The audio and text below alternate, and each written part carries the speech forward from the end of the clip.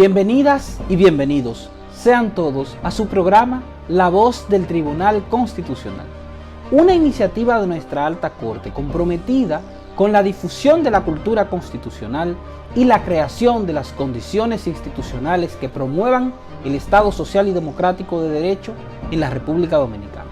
Como cada semana, nos encontramos acá tratando de construir ese puente comunicacional entre ustedes, nosotros, el derecho constitucional, la cultura constitucional y el fortalecimiento de los valores democráticos.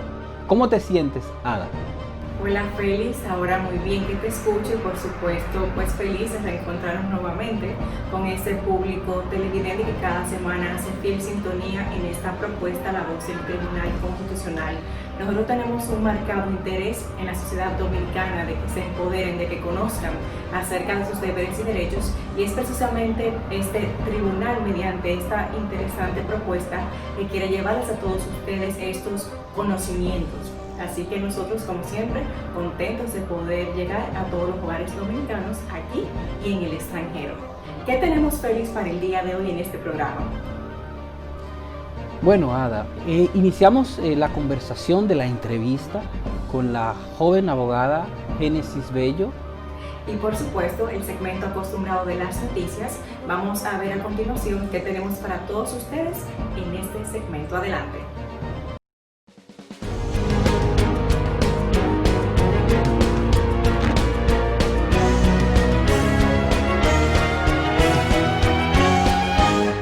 Noticias TC. El Tribunal Constitucional decidió esta semana 7 expedientes, 5 sobre recurso de revisión constitucional de sentencia de amparo, 1 sobre recurso de casación declinado por la Suprema Corte de Justicia y otro relativo a un recurso de revisión constitucional de decisión jurisdiccional, conocidos en sesiones celebradas de forma virtual con la participación de los jueces y juezas que integran el Pleno. La Alta Corte conoció el expediente TC-04-2019-0292 interpuesto por José Ramón Balbuena Valdés contra la sentencia 271-2019 SSEN-00015 dictada por la Presidencia de la Cámara Civil y Comercial del Juzgado de Primera Instancia del Distrito Judicial de Puerto Plata el 29 de diciembre de 2019. La decisión adoptada es admitir, acoger el recurso y revocar la sentencia atacada, así como acoger la acción de amparo y ordenar al Ayuntamiento Municipal de Sosúa la entrega de la información solicitada. Con respecto al expediente TC-05-2018-0166, incoado por Alba Matos y Cristina Vázquez contra la sentencia 030-2017 SSEN-00444, dictada por la Tercera Sala del Tribunal Superior Administrativo, el 11 de diciembre de 2017, lo decidido por la Alta Corte es declarar admisible el recurso, acoger y, por tanto, revocar la decisión recurrida. En el expediente TC-05-2020-0028, interpuesto por Daryl Montes de Oca, magistrado procurador fiscal en funciones ante el Distrito Judicial de San Cristóbal, contra la sentencia 301-2019 SSEN-00118, dictada por la Segunda Cámara Penal del Juzgado de Primera Instancia del Distrito Judicial de San Cristóbal, el 4 de septiembre de 2019, se decidió declarar inadmisible. En relación al expediente TC-05-2019-0270, incoado por José Miguel Gómez Sena, contra la sentencia 0030-03-2019-SSEN-0093, dictada por la Segunda Sala del Tribunal Superior Administrativo, el 2 de abril de 2019, la decisión adoptada es admitir en cuanto a la forma y rechazar en cuanto al fondo. En el expediente TC-08-2012-0090, incoado por la empresa de transmisión eléctrica dominicana, contra la sentencia 02-2010, dictada por el Juzgado de Primera Instancia del Distrito Judicial de Las Matas de Farfán, el 22 de noviembre de 2010, la decisión adoptada fue acoger el recurso, revocar la sentencia y declarar inadmisible la acción por su notoria improcedencia. Finalmente, sobre el expediente TC-04-2020-0017, interpuesto por Dercilida Ambalina Patrone Ortiz contra la sentencia 808, dictada por la Segunda Sala de la Suprema Corte de Justicia, el 4 de julio de 2018, se decidió admitir el recurso, rechazarlo en cuanto al fondo y confirmar la sentencia atacada.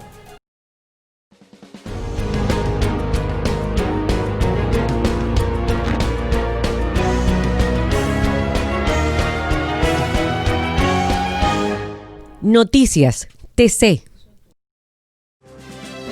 Los derechos fundamentales constituyen un sistema de principios y valores que promueven la vida jurídica de las personas para su pleno desarrollo y la existencia de una vida humana justa y tranquila.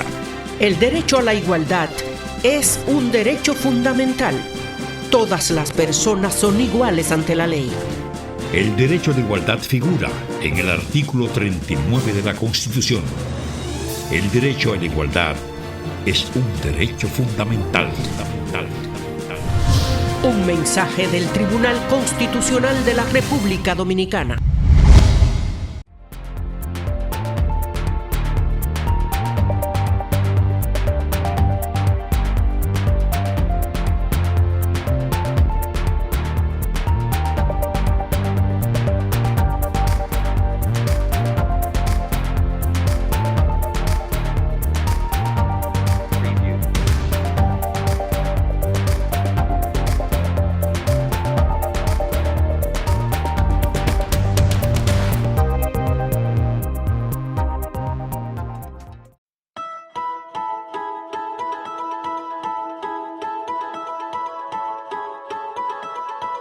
Soy Rafael Díaz Filpo, juez primer sustituto del magistrado presidente del Tribunal Constitucional de la República Dominicana. Doctor Milton Ray Guevara, maestro y constitucionalista dominicano. Estaré participando en la Conferencia Iberoamericana de Justicia Constitucional que tiene como finalidad el diálogo, la colaboración y la cooperación para reforzar nuestros órganos constitucionales, consolidando los postulados compartidos y el perfeccionamiento de estos sistemas con el fin último de dar respuesta a las exigencias crecientes de nuestras ciudadanías en el ámbito de la justicia constitucional. Este tipo de actividad se ha celebrado en diversos países como Portugal, España, República Dominicana, Guatemala, entre otros. Esta ponencia gira en torno a la democracia y a los derechos fundamentales en los estados de excepción, abordando un análisis jurisprudencial de la sentencia TC 305 del año 2014 sobre los órganos extrapoderes en el diseño del Estado constitucional de derecho.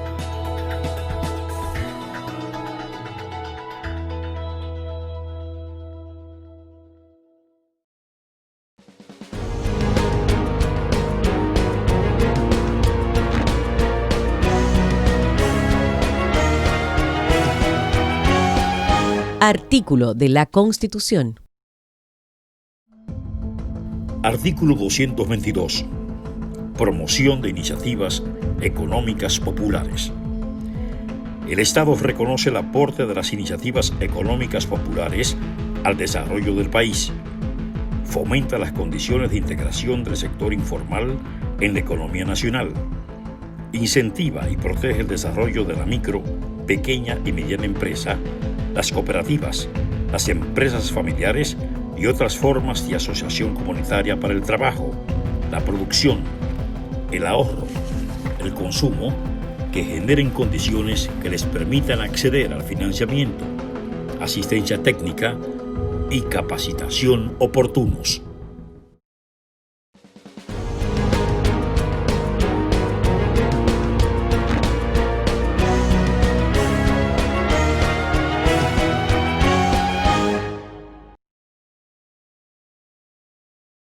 Amigos, continuamos con más de su espacio, La Voz del Tribunal Constitucional. Hemos llegado al segmento Reflexión para Vivir en Constitución, un segmento dedicado a todos ustedes por el magistrado presidente de este Tribunal Constitucional Dominicano, magistrado Milton Ray Guevara, que cada semana aborda valiosos e interesantes temas para todos nosotros. Veamos qué nos tiene preparado para esta semana en este segmento nuestro honorable magistrado presidente. Adelante.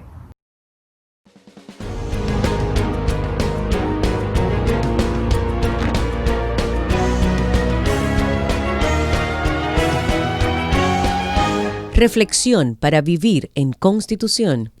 Compatriotas, en el Evangelio de San Juan 15:12, nuestro Señor Jesucristo dice: les dejo un mandamiento nuevo.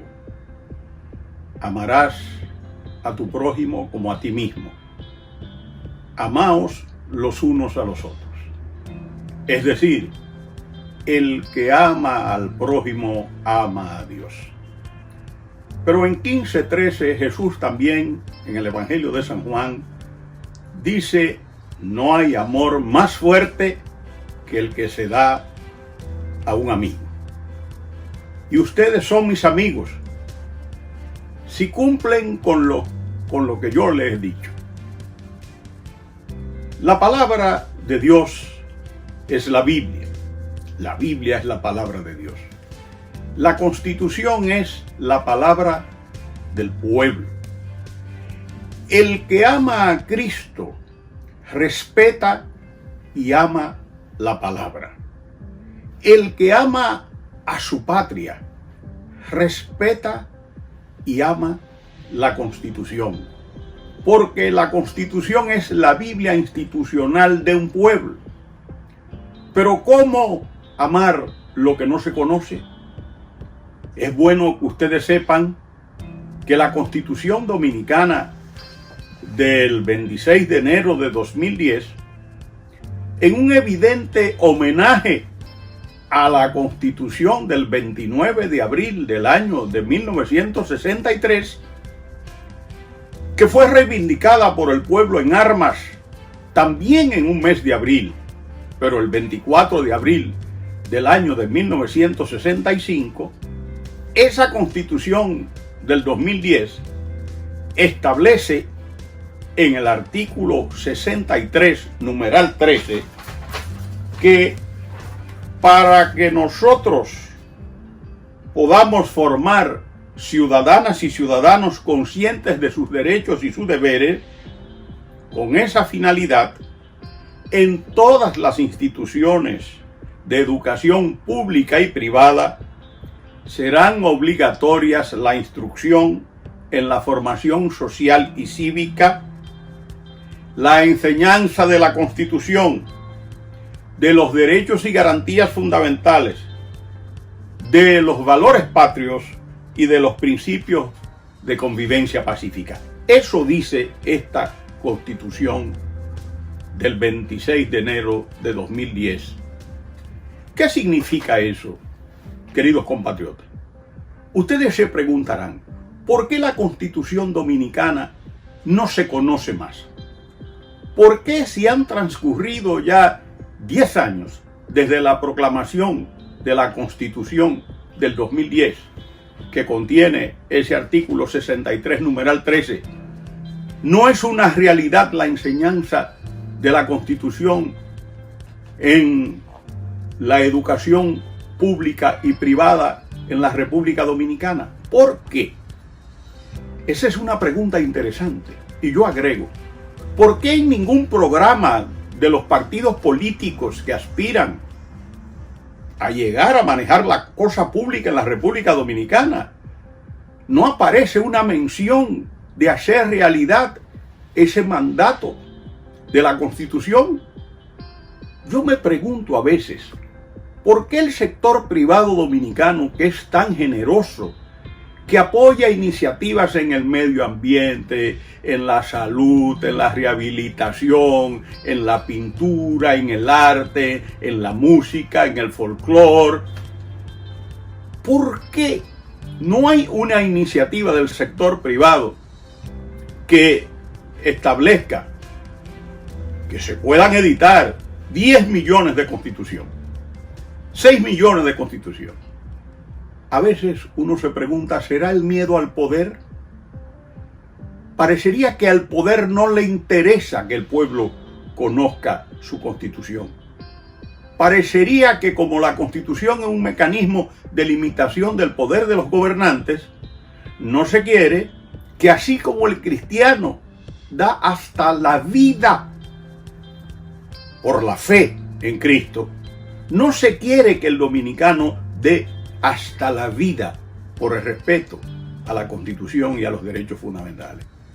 Pero ¿qué pasa?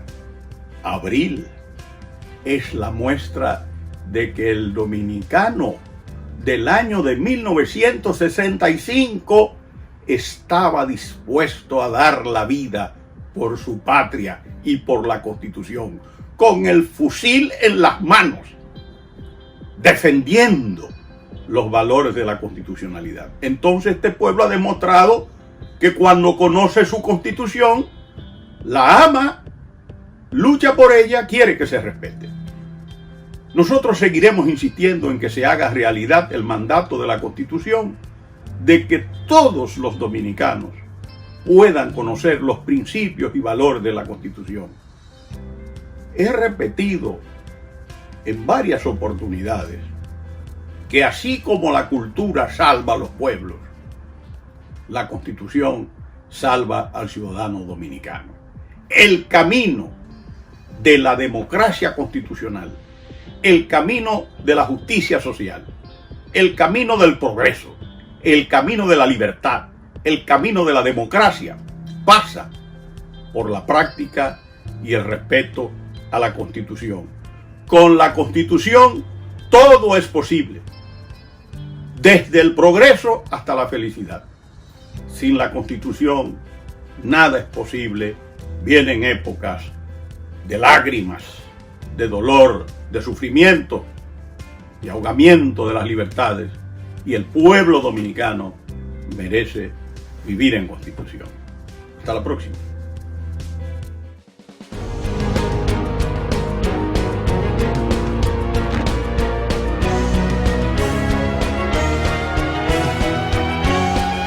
Reflexión para vivir en Constitución. Ante la pandemia que vivimos por el coronavirus, es importante seguir estas recomendaciones. Quédese en casa y evite el contacto con más personas. No acepte visitas ni visite a los demás. Lave sus manos con frecuencia durante al menos 20 segundos cada 3 horas. Evite tocarse la nariz, la boca y los ojos. Desinfecte las superficies que utiliza, como mesas, teléfonos, escritorios y teclados de computadoras. Use desinfectante a base de alcohol para evitar la propagación de gérmenes. Al estornudar o toser, cúbrase con el antebrazo o utilice pañuelos desechables. Manténgase al tanto de las informaciones oficiales sobre el coronavirus emitidas por el Ministerio de Salud Pública a través del portal web www.tc.gov.do. Tribunal Constitucional de la República Dominicana. Democracia constitucional. El Tribunal Constitucional de la República Dominicana tiene como misión la difusión y divulgación de nuestra Constitución. Es por eso que te la ponemos más fácil. Y es que ya puedes acceder a ella a través de nuestro código QR. Mira, es muy sencillo. Donde quiera que veas este código, escanéalo en nuestras publicaciones, vallas, periódicos o hasta en el televisor, y en un segundo obtendrás la Constitución Dominicana en tu tablet o teléfono. ¿Qué esperas? Accede a nuestro código QR y obtendrás la Constitución Dominicana en la palma de tus manos.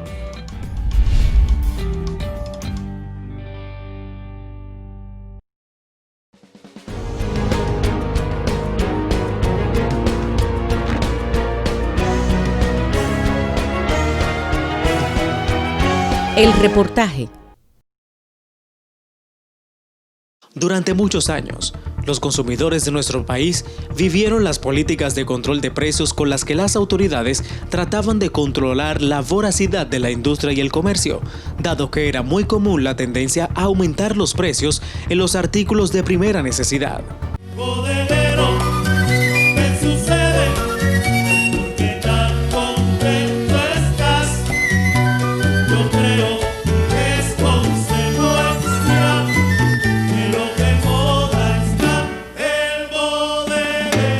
No obstante, esas políticas de control de precios desaparecieron por la incidencia de la política neoliberal implementada en el país, la cual surge como reacción a la intervención del Estado como garante de una mayor justicia social y toma mayor fuerza gracias a la afectación de la economía capitalista del siglo XX, particularmente las registradas a finales de 1920 y la de la década de 1970. Para el neoliberalismo, El Estado debería cumplir únicamente sus funciones fundamentales como ente que organiza la sociedad, se opone a su participación en la actividad económica y mantener a raya las regulaciones e impuestos al comercio y las finanzas. Los gobiernos dominicanos han estado entre el Estado liberal y el Estado social, pues, aunque han desaparecido las inversiones estatales, salvo algunas excepciones, se mantienen las políticas sociales que benefician a los sectores marginados. En la actualidad, en el marco de la pandemia del coronavirus, todos los productos de primera necesidad han subido de precio, incluyendo los medicamentos, así como la diferencia que deben pagar por consulta en los centros de salud privado las personas que tienen un seguro médico. No ha habido una correspondencia. Yo digo que el consumidor es el ciudadano, es su relación con el mercado. Los derechos de esos ciudadanos deben ser garantizados por el Estado. Los derechos humanos tienen que ser garantizados por el Estado.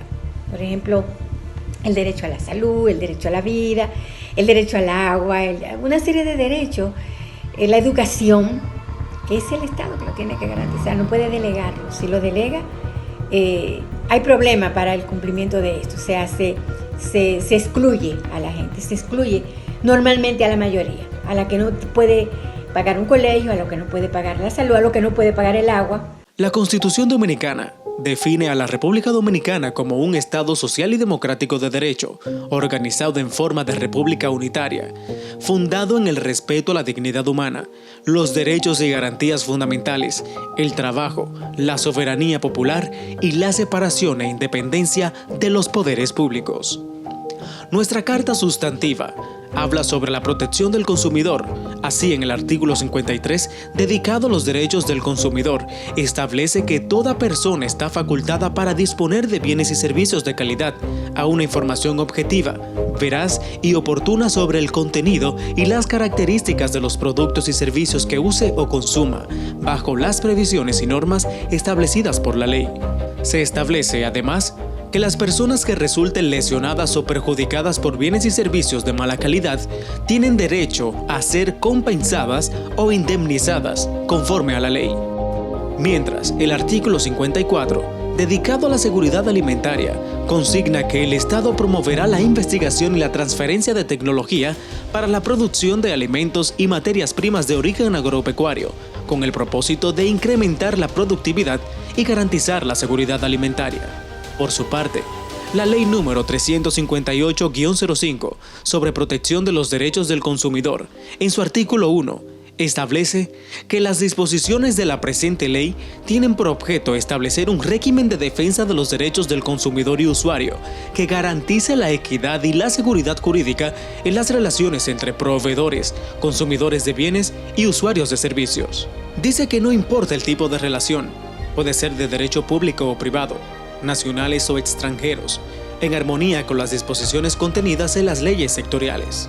La ley expresa que, en caso de duda, las disposiciones serán siempre interpretadas de la forma que resulte más favorable para el consumidor. El artículo 2 de la referida Ley número 358-05 precisa que las disposiciones referentes al derecho del consumidor y usuario son de orden público, imperativas y de interés social. Dice también que tendrán un carácter supletorio frente a las disposiciones contempladas en las leyes sectoriales. ¿Quién quiere comprarme fruta? Mango de mamey y bizcochuelo.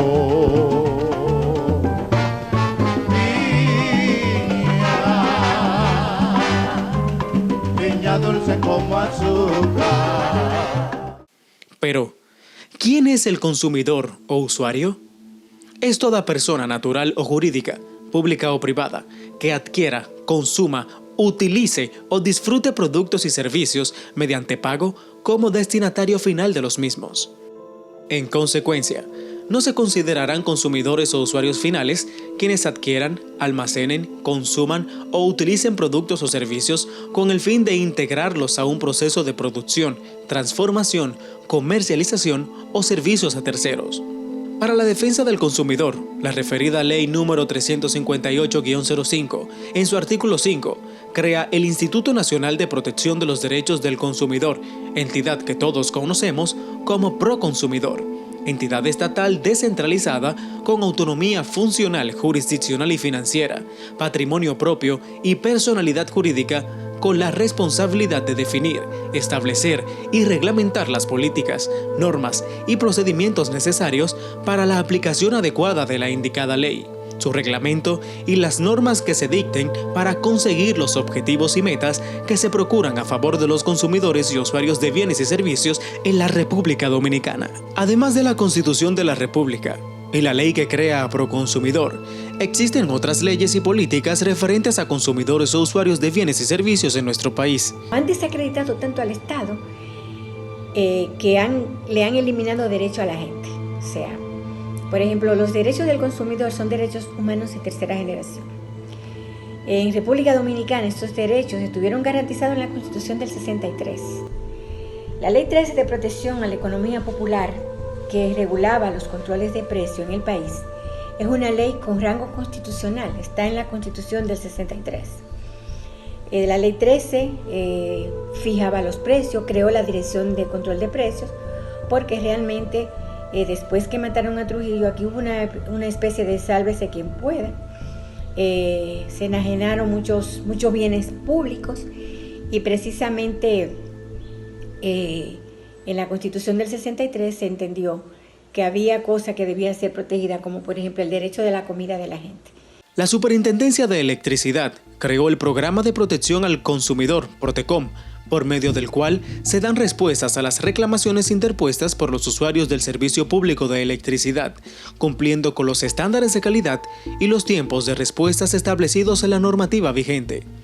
Protecom tiene como finalidad entender y resolver los reclamos de los consumidores de servicio público eléctrico en lo que tiene que ver con las facturaciones, mala calidad de los servicios o cualquier queja motivada por excesos o actuaciones indebidas de las empresas distribuidoras de electricidad. También, con el Protecom se persigue regular y coordinar las acciones comunes a los usuarios de servicio público y las empresas de distribución en las consultas y reclamaciones, mediante el establecimiento de mecanismos, procedimientos, responsabilidades y pautas generales de actuación. A través de este programa, se orienta o asiste a cualquier usuario de servicio eléctrico público en la presentación de una consulta o reclamación e intervenir en la fiscalización del proceso de reclamación en primera instancia, en casos de incumplimiento o violación a la ley o a su reglamento. Los usuarios de los servicios de telecomunicaciones, teléfonos, cables e internet tienen también su órgano de defensa. La Ley General de Telecomunicaciones número 153-98 establece en su artículo 77 que el órgano regulador, que es el Instituto Dominicano de las Telecomunicaciones Indotel, deberá promover el desarrollo de las telecomunicaciones, implementando el principio del servicio universal definido por dicha ley y garantizar la existencia de una competencia sostenible, leal y efectiva en la prestación de los servicios públicos de telecomunicaciones. También, defender y hacer efectivos los derechos de los clientes, usuarios y prestadores de dichos servicios, dictando los reglamentos pertinentes, haciendo cumplir las obligaciones correspondientes a las partes y, en su caso, sancionando a quienes no las cumplan, de conformidad con las disposiciones contenidas en la referida ley número 153-98 de telecomunicaciones y sus reglamentos. El Indotel, en cumplimiento de su objetivo de defender y hacer efectivos los derechos de los clientes, los usuarios y las prestadoras de dichos servicios públicos de telecomunicaciones, han creado la Dirección de Protección al Usuario. Esta dirección tiene entre sus funciones fomentar el respeto a los derechos de los usuarios, preparar y presentar al Consejo Directivo los informes estadísticos sobre las reclamaciones presentadas por los usuarios contra las prestadoras, velar por el cumplimiento de la normativa adoptada por el Indotel en busca de proteger los derechos de los usuarios y, en definitiva, fomentar a la ciudadanía el conocimiento de los procedimientos de reclamo, sus deberes y sus derechos.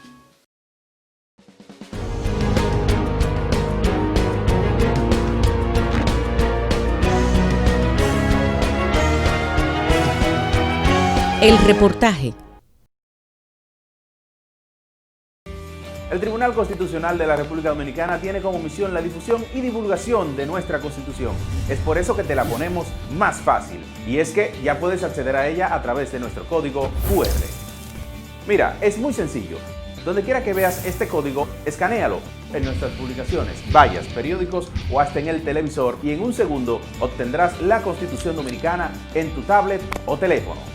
¿Qué esperas? Accede a nuestro código QR y obtendrás la Constitución Dominicana en la palma de tus manos.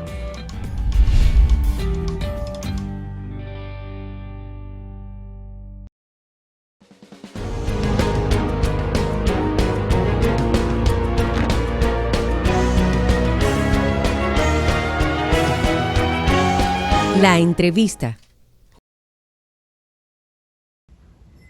Muchas gracias por continuar con nosotros en La Voz del Tribunal Constitucional. En la entrevista de la semana vamos a conversar con la abogada Génesis Bello, especialista en Derecho Laboral, con una formación en Derecho Internacional en el Instituto de Derecho y Economía en Madrid, España. Y vamos a conversar precisamente con ella acerca de las relaciones laborales durante la pandemia.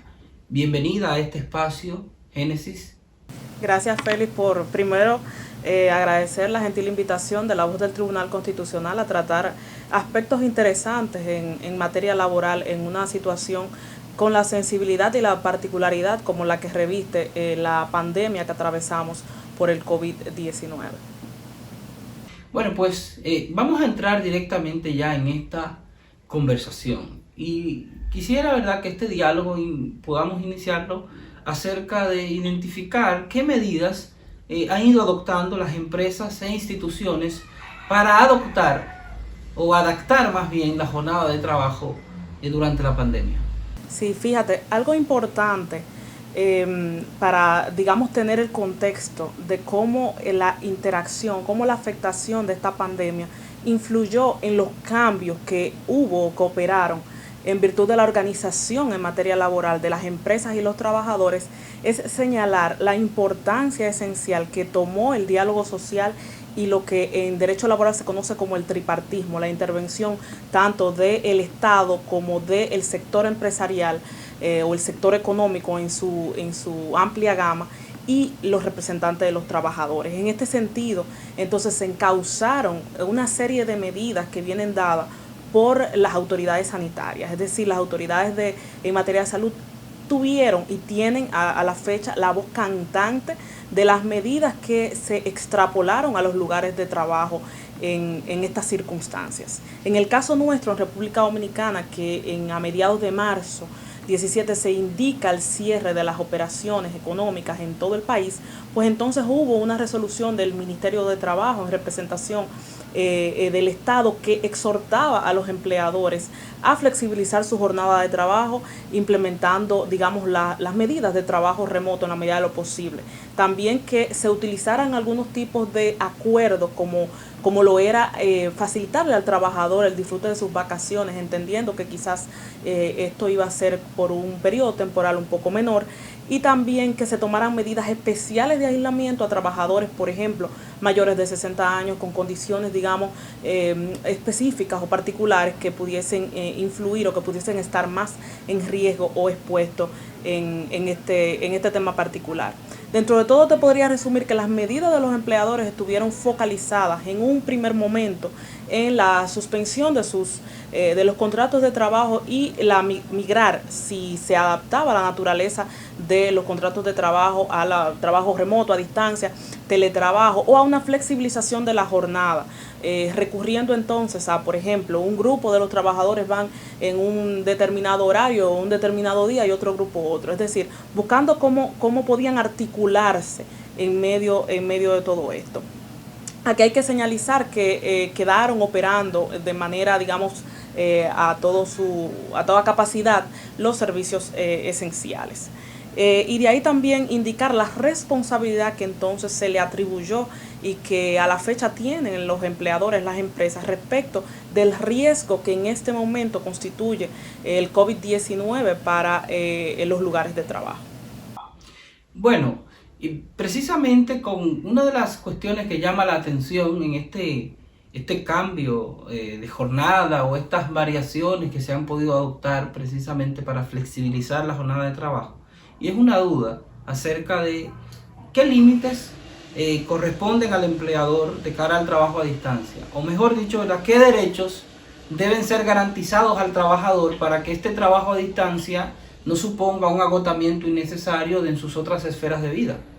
Sí, interesante esto, y se estuvo hablando muchísimo en la mesa del debate, digamos, del derecho de trabajo a nivel global, respecto a cómo se conciliaba el tema de la integración familiar con un trabajo remoto, un trabajo a distancia que se tenía que desarrollar desde la casa, cuando teníamos realidades de personas que no contaban quizás con un lugar específico donde poder aislarse solamente a trabajar y tenían que integrar todas estas responsabilidades a su vida familiar. Y ahí entonces cobra importancia la adecuación de lo que tenemos, porque en un momento que nos toma, con una situación que nos toma de sorpresa, como es esta pandemia, no podíamos resultar o salir con una normativa quizás más adecuada, más actualizada o más puntual, sino adecuarnos ya a lo que teníamos, que por ejemplo podemos citar el derecho al descanso semanal, el derecho al descanso diario, que podía o que debe de establecerse en el tema del derecho del trabajo a distancia o trabajo remoto. Es decir, que contemplar, claro está, que la jornada máxima es de 8 horas diarias, máximo 44 horas semanales, y dentro de esta contemplar el derecho a descanso diario y descanso semanal que debe de tener el trabajador. También surgieron muchos aspectos que se hablaban a nivel global, como está el derecho a la desconexión digital. Como teníamos ya un teletrabajo haciéndose obviamente por las vías, los medios electrónicos, ese derecho a desconexión que el trabajador tiene de poder dejar a un lado, no estar pendiente, no estar a disponibilidad del empleador y poder entonces dejar de lado los temas de trabajo y concentrarse ya en sus aspectos personales, su vida familiar. Esto es sumamente importante de cara a lo que resguarda este derecho, que es parecido a lo que resguarda el derecho a vacaciones, por ejemplo, que es poder tener ese espacio de distracción, ese espacio de poder airarse, de poder tener ese saneamiento mental, como hablan también psicólogos que interfieren o que han hablado sobre este tema de la desconexión digital y también de la conciliación de la vida familiar con la vida laboral.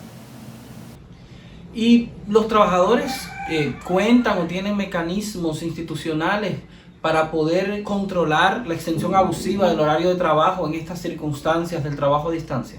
Ahí es una pregunta interesante. En un momento como este, donde el acceso a la justicia quizás, como lo conocemos, que es el ir a tribunales, no es la medida más recomendada de inicio, creo que es el momento para volver a la esencia propia de la materia laboral. La materia laboral tiene un arraigo en la conciliación, un arraigo en esa interacción voluntaria, en esa interacción de conversación entre las partes que juegan su rol en ese proceso, es decir, empleadores y trabajadores. En este espacio, en este contexto que tenemos, lo que imperaba era que el empleador se acercara a sus trabajadores indicándole cuáles serían las condiciones laborales al efecto y cuáles serían los límites que se implementarían, es decir, cómo van a extrapolar el tema del descanso diario y del descanso laboral, el tema del respeto irrestricto de la jornada laboral, o por el contrario, si había o si operaba el pago de horas extra, cómo extrapolar eso del trabajo presencial a el teletrabajo. Pero en caso de que esto no fuese así de manera voluntaria, pues claro que hay mecanismos institucionales, como está, por ejemplo, el Ministerio de Trabajo, autoridad que le compete la vigilancia en este momento de que el trabajador tenga las condiciones necesarias para realizar sus servicios y que las empresas puedan estar dotándole al trabajador de esto. Así también, bueno, los tribunales de orden común, si en dado caso ya estuviésemos hablando de una afectación mucho más grave. Hemos establecido que incluso hay servicios esenciales que mantuvieron su dinámica y ritmo de trabajo durante la primera etapa de la pandemia. Pero luego se avanzó en unas fases de escalamiento en la que otras actividades económicas, otras actividades de desarrollo empresarial fueron objeto de liberalización para permitir la entrada del personal laboral con determinados presupuestos límites, con unas reglas. Y ahí la pregunta, digamos, me parece necesario abordar es ¿qué obligación le corresponde al empleador asegurar en el entorno del trabajo para asegurar digamos, una realización efectiva del trabajo en condiciones de seguridad en la situación actual todavía de riesgo por el COVID-19? Sí, mira, interesante ahí porque como bien dices, pasamos de una primera etapa donde se abordaba el cierre de las actividades económicas a otra ya donde se integran a medida que pasa el desescalamiento. Sin embargo, ahí vale destacar que desde antes de la pandemia los empleadores tienen la obligación de garantizar la seguridad y la salud del trabajador en los lugares de trabajo, en los lugares donde desempeñan el trabajo. Y para ello está, por ejemplo, la norma del Reglamento de Seguridad y Salud en el Trabajo, en base al decreto 522-06, que indica esa obligación que tiene el empleador de satisfacer las necesidades preventivas para poder garantizarle al trabajador una correcta protección ante eventuales riesgos laborales. Ahora bien, ¿cómo pasamos de ahí a interpretar esto a favor de cómo sería todo el mecanismo preventivo ante el COVID? Las autoridades sanitarias en la República Dominicana indicaron claramente cuáles serían, o han ido indicando, porque al ser esto una situación nueva que va conociéndose a cada día algo que se suma, pues entonces han estado dando directrices en acompañamiento al Ministerio de Trabajo de cómo los empleadores deben garantizar en este lugar de trabajo. Podemos citar así, a modo de ejemplo, la higienización constante de los lugares de trabajo, la disposición de cómo higienizarse las manos, el simple lavado de manos, pero que en este momento es tan vital, la disposición de gel antibacterial y sobre todo desarrollar un plan de contingencia en el caso del COVID para casos de transmisión comunitaria, por ejemplo, que ya haya casos positivos en los lugares de trabajo, cómo manejar todo esto, quién va a tomar la voz cantante en ese sentido, quién estará consignado a verificar que se estén cumpliendo todas estas medidas. Todo eso le corresponde al empleador llevarlo. Y esto no sale de la nada, esto puede y tiene raíz en este reglamento de seguridad e higiene en el trabajo. El contrato de trabajo es un contrato, como todo contrato, es bilateral. Hay obligaciones entre el trabajador y el empleador. ¿Cuáles serían las obligaciones o las responsabilidades que corresponden al trabajador en su entorno laboral durante esta etapa que hemos denominado covidianidad? Claro, ciertamente, pues en una situación como esta, donde se ve afectado sobre todo el tema económico y donde hay una tensión clara en las empresas responder no solamente a lo que implica el sistema de prevención, sino también a lo que implica el mantenimiento de los contratos de trabajo, hay que hablar y hay que subrayar la responsabilidad que tiene el trabajador en un contrato bilateral. Y ahí podemos hablar de la obligación que tiene de información de su estado de salud y podríamos ir más allá de su entorno, del estado de salud de su entorno familiar a su empleador. Es decir, verificar si, por ejemplo, el caso de que esté presentando síntomas o que haya tenido contacto inminente con una persona dada positiva, es obligación del trabajador pues notificar esta parte a su empleador para que tome las medidas del lugar.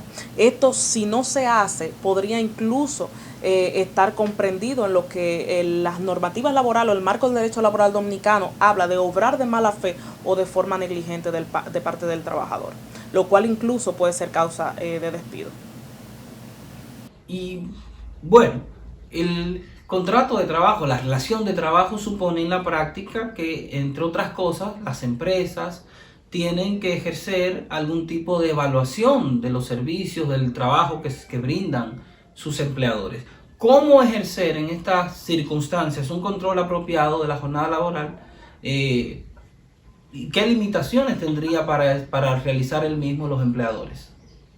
Sí, ahí es un ejercicio, digamos, dinámico y creativo de las empresas para poder lograr esa gestión del personal, esa gestión de los servicios que se le están prestando y cómo poder verificarlo. Ahí podemos hablar, por ejemplo, de la entrega de resultados, pero esto, claro, va a depender de la naturaleza del trabajo, la naturaleza del contrato de trabajo, de la esencia del mismo, de la forma en que se practican las condiciones laborales de este. Es un reto, ciertamente es un reto la organización del mismo, pues hablar del teletrabajo no es solamente hablar de quizás jornadas abusivas, sino también hablar de que interfiere en el resultado o en lo que debo como trabajador dar a mi empleador, interferir diversas situaciones que tengo en mi vida familiar y que pueden, disminuir la calidad del trabajo y todo lo demás. Ahí yo vuelvo y apelo al tema de la conciliación de acuerdo al contexto. Y esa conciliación incluso puede ratificarse mediante una adenda al contrato de trabajo firmada por ambas partes, que se indique específicamente qué se espera, qué espera el empleador en esta modalidad nueva de trabajo de acuerdo a las particularidades del mismo. Sabemos que no todas las empresas han podido crear condiciones alternativas para el ejercicio del trabajo de sus empleados, y hubo que tomar medidas como la suspensión del contrato de trabajo. ¿Qué derechos corresponden a los trabajadores en el supuesto de la suspensión del contrato de trabajo? Sí, esta parte tiene dos aristas importantes. Pues vale destacar que la empresa no solamente como citábamos ahorita, no solamente se enfrenta a una situación económica particular, a una situación retante particular, sino también a un esfuerzo mucho mayor en el tema de la prevención para poder tener un clima de trabajo que pueda ser sostenible mientras transitamos por esta situación.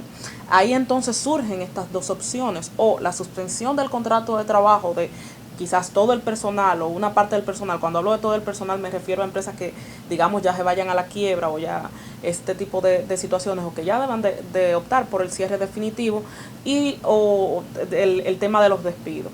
¿Qué pasa? Al principio de la pandemia, por ejemplo, en el caso nuestro de República Dominicana, cuando hacemos el cierre económico en marzo, tenemos que el mismo Ministerio de Trabajo hace una sugerencia de que se podía optar por la suspensión de los contratos. La suspensión de los contratos de trabajo como figura de derecho está contemplada de manera temporal. Es un ejercicio que se hace cuando hay unas situaciones determinadas, en este caso de causa mayor o causa fortuito, que obliga a que el contrato de trabajo se suspenda.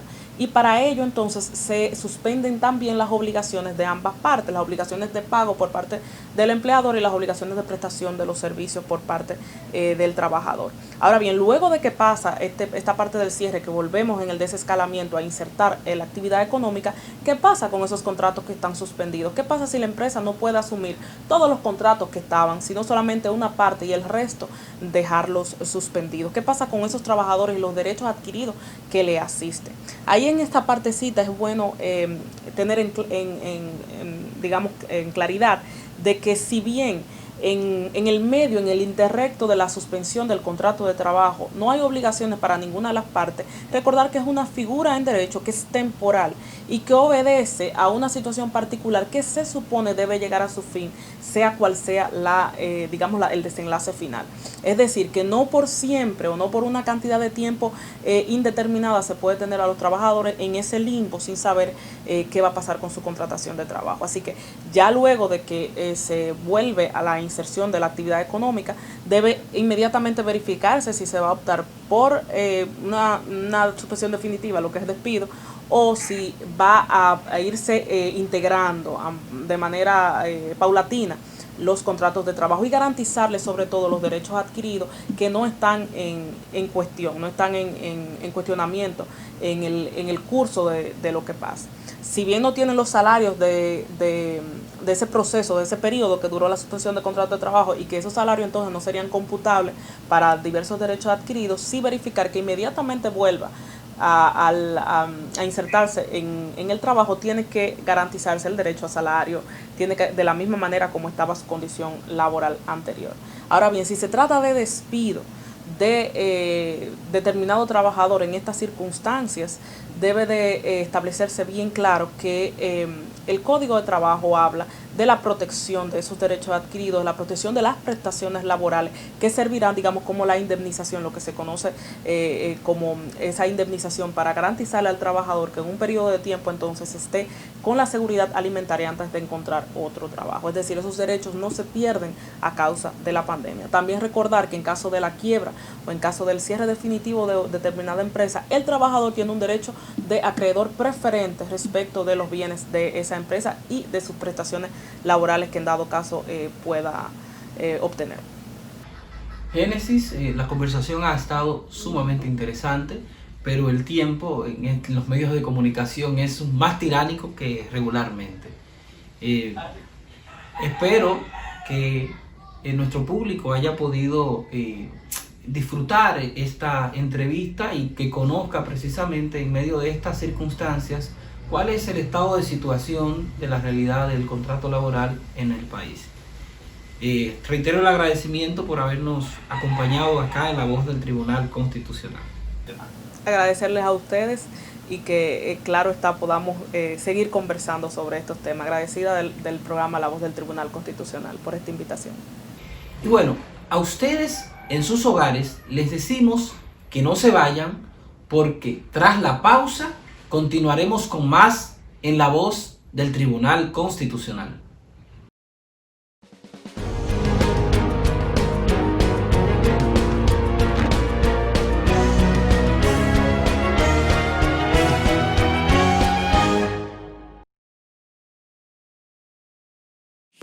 La Voz del Tribunal Constitucional Radio ahora está en Spotify. Síganos y disfrute de todo el contenido donde quiera que esté. Encuentre nuestro podcast como La Voz del Tribunal Constitucional Radio y podrá escuchar todos los episodios de nuestro programa. La Voz del Tribunal Constitucional Radio ahora en Spotify.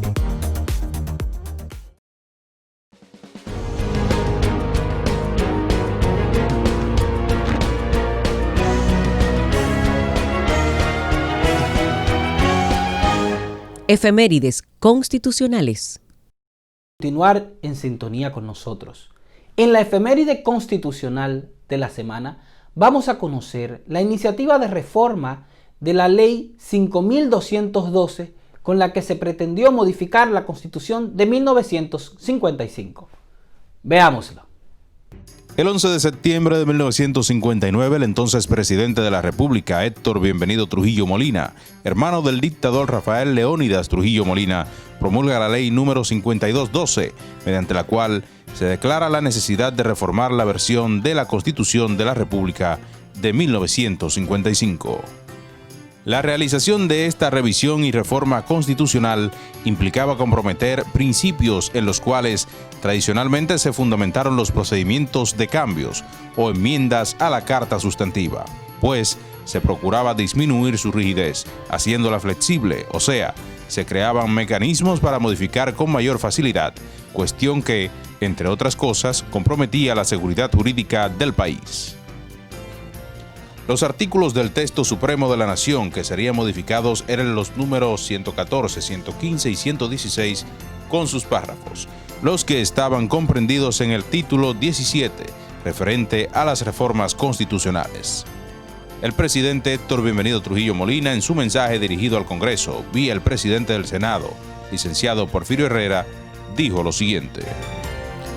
La ley fundamental debe responder en todo momento y con adecuada elasticidad a las necesidades que demanda esa continua evolución, que no permite ceñirse al molde rígido del complicado procedimiento que hoy reclama la modificación de los cánones constitucionales.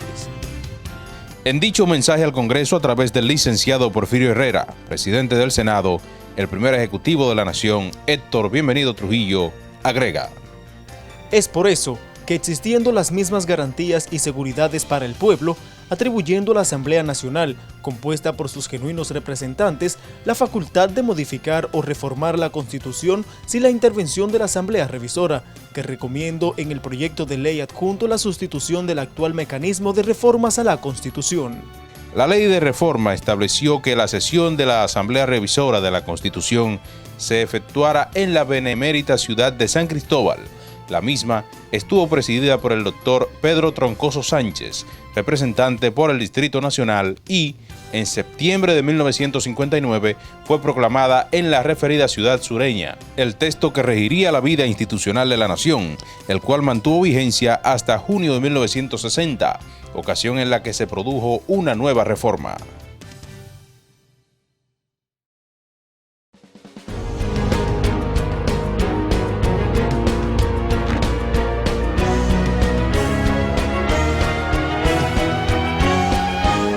Efemérides constitucionales. Félix, y de esta manera llegamos a la parte final de nuestro programa La Voz del Tribunal Constitucional el día de hoy, esperando que haya sido del agrado de todos los televidentes y por supuesto invitándoles a que nos acompañen la próxima semana para que juntos continuemos construyendo el Estado Social Democrático de Derecho de nuestro país. Así es, Ada. Esperamos reencontrarnos la próxima semana, seguir exhortando a la ciudadanía a tomar las medidas necesarias para protegernos en estas todavía complejas circunstancias de la pandemia del coronavirus. Es una responsabilidad individual, familiar y social que los ciudadanos debemos asumir responsablemente para que nos podamos encontrar la próxima semana en una nueva entrega de este espacio, La Voz del Tribunal Constitucional, y que juntos continuemos caminando en el camino que lleva directamente a la cultura de la Constitución. Hasta la próxima entrega.